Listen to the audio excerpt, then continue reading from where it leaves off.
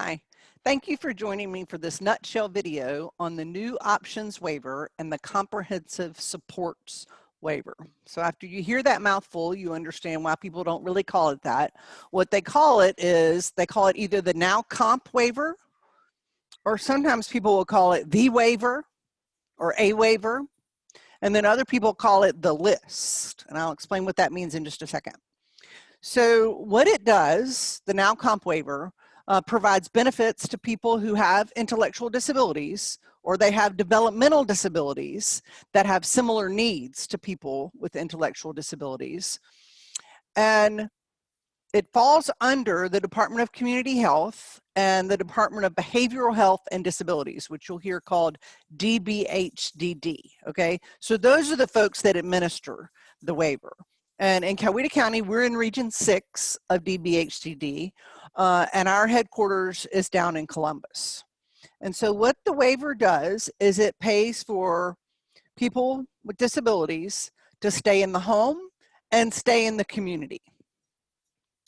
And the purpose is to keep people in the home and in the community and not in institutions.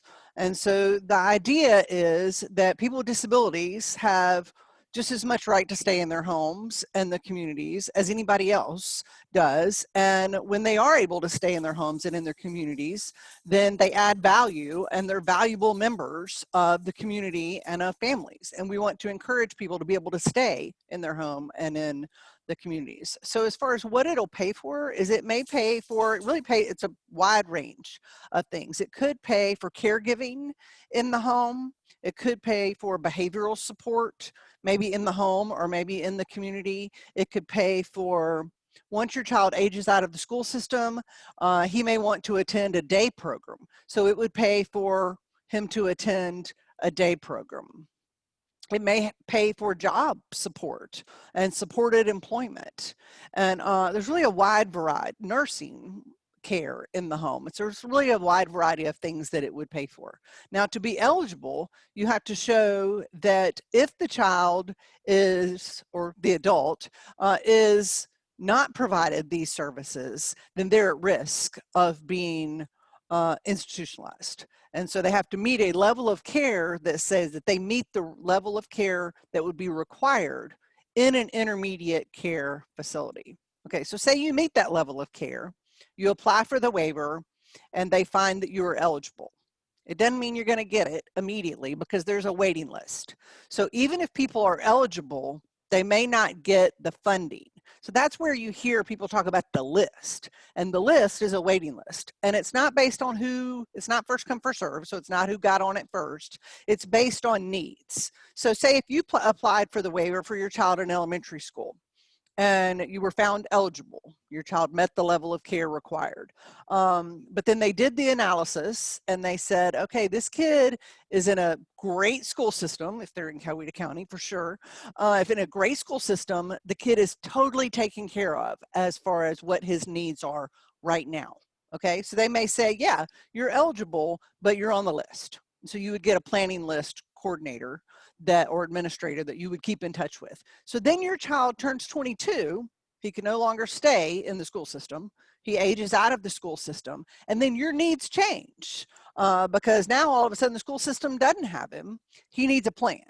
And so that's where he may get moved up on the list and get funded as far as what he would be eligible for. And so that's what they mean by the waiting list. And there's different schools of thought on whether to go ahead and apply for it when your children are young or wait until it's closer to the time that they need it. Some people say to go ahead and apply for it because we need to communicate to our legislatures that we have this need and the demand is there.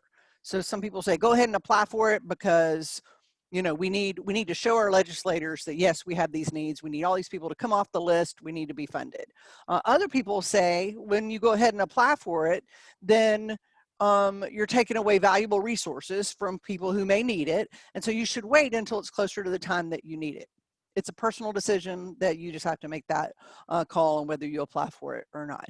You can still get it when your kids are still in school. It just is based on what the individual needs are. Okay, so there's a lot of information around the waiver.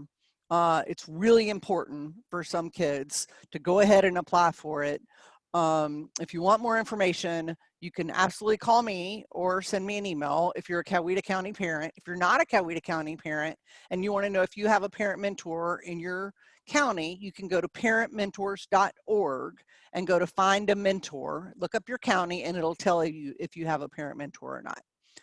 So I encourage you to reach out to the parent mentor and also consider visiting the Parent to Parent of Georgia website. They have a fabulous website.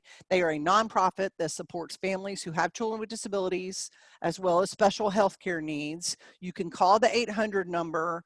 They have parents who are regional coordinators who answer the phone. I used to be one, and they're a fabulous resource for you. So I hope that's helpful.